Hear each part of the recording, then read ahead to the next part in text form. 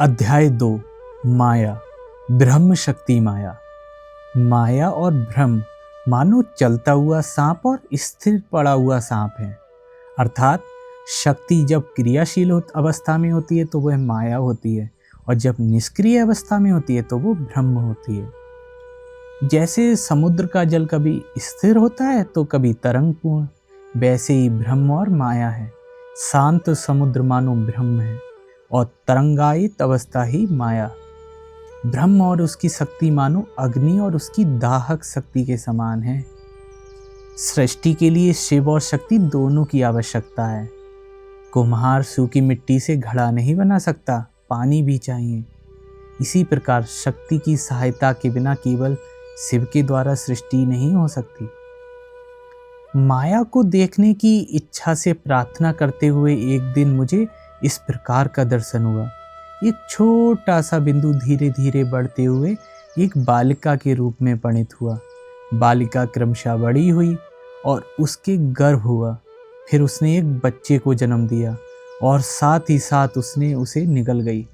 इस प्रकार उसके गर्भ से अनेक बच्चे जन्मते गए और वह उन सब को निगलती गई। तब मेरी समझ में आया कि यही माया है। सांप के दांतों में विष है, लेकिन उस पर विष का कोई असर नहीं होता, किंतु जब वह दूसरे को काटता है तो उस व्यक्ति पर विष चढ़ जाता है। इसी प्रकार भगवान में माया तो अवश्य है, पर वह उन्हें मुग्ध नहीं कर सकती, किंतु सारे संसार को मुग्ध कर लेती है। एक बार दक्षिणेश्वर मंदिर के नौबत खाने में एक साधु आकर कुछ दिन रहे थे।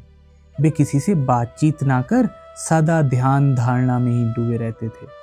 एक दिन अचानक बादल उठे और चारों ओर अंधेरा छा गया। फिर थोड़ी ही देर में जोरदार आंधी सी चली और बादलों को उड़ा ले गई। यह देख वे साधु कमरे से बाहर निकलकर बरामदे में खूब हंसने और नाचने लगे। उनकी यह अवस्था देखकर श्री रामकृष्ण देव ने उनसे पूछा, तुम तो हमेशा कमरे के अंदर चुपचाप बैठे रहते हो, आज इतना नाच नाच कर आनंद कैसे मना रहे हो? साधु ने कहा, संसार की माया ऐसी ही है। पहले तो उसका कोई नामो निशान तक नहीं था, पर एकाएक ब्रह्म रूपी शांत आकाश में प्रकट हो उसने जगत प्रपंच का सर्जन कर डाला। फिर ब्रह्म के निश्वास मात्र से बह जाने कहाँ हो जल हो गई। राम, सीता और लक्ष्मण वनवास के लिए निकले। आगे आगे राम चले, बीच में सीता और पीछे पीछे लक्ष्मण। राम को सदा पूर्ण दर्शन पाने के लिए लक्ष्मण व्याकुल थे, पर बीच में सीता के होने के कारण यह संभव न था। तब लक्ष्मण ने सीता से प्रार्थना की कि वे तनिक बाजू हट जाएं। सीता के थोड़ा बाजू हटते ही लक्ष्मण की इच्छा पूरी हुई। उन्हें राम के दर्शन हुए। यही हाल ब्रह्म, माया और जीव का है। जब तक माया हट ना जाए तब तक जीव ब्रह्म के दर्शन नहीं पा सकता। एक साधु हाथ में कांच की नली का एक टुकड़ा लिए दिन रात उसकी ओर ताकते और हंसते रहते थे। जिस प्रकार उस कांच के भीतर से लाल, नीले, पीले आदि कई रंग दिखाई देते थे, पर वे सभी मिथ्या हैं, उसी प्रकार यह संसार सत्य प्रतीत होता है पर है मिथ्या ही।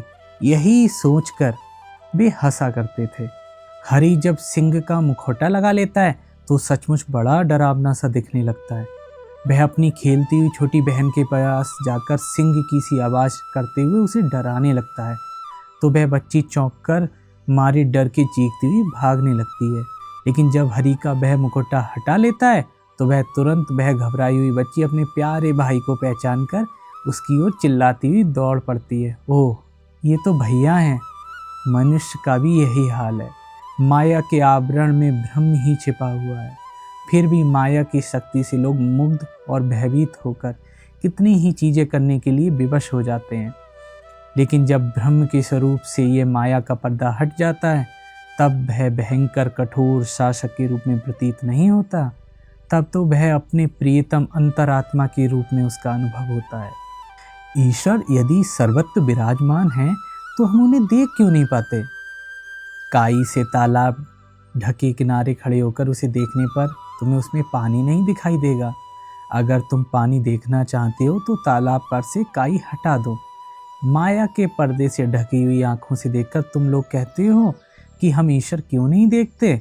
अगर तुम ईश्वर को देखना चाहते हो तो आंखों से माया का पर्दा हटा लो। जिस प्रकार बादल सूरज को ढक देता है, उसी प्रकार माया ने ईश्वर को ढक रखा है।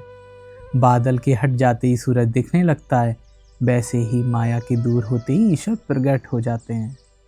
किंवदंती है कि अगर दूध में पानी मिला हो तो हंस उसमें से दूध पीकर पानी को वैसा ही छोड़ देता है, पर दूसरे पक्षी ऐसा नहीं कर सकते।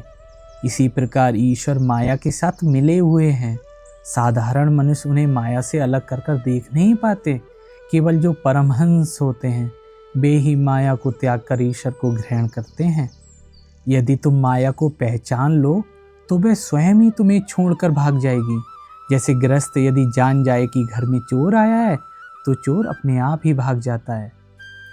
ईश्वर में विद्या माया और अविद्या माया दोनों होती हैं। विद्या माया जीव को ईश्वर की ओर ले जाती है और अविद्या माया उसे ईश्वर से दूर। ज्ञान, भक्ति, दया, वैराग्य यह विद्या माया का ही खेल है।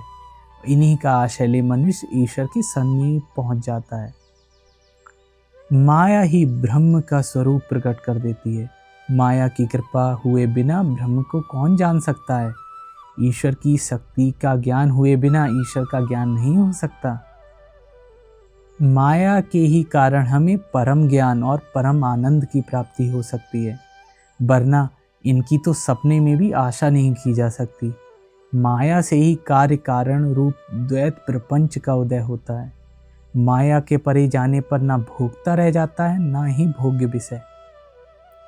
बिल्ली जब अपने बच्चों को दांतों से पकड़ती है तो उसे कुछ नहीं होता, लेकिन जब वह चूहे को पकड़ती है तो चूहा मर जाता है। इसी तरह माया भक्त को नष्ट नहीं करती, भले ही वह दूसरों का विनाश कर डालती है।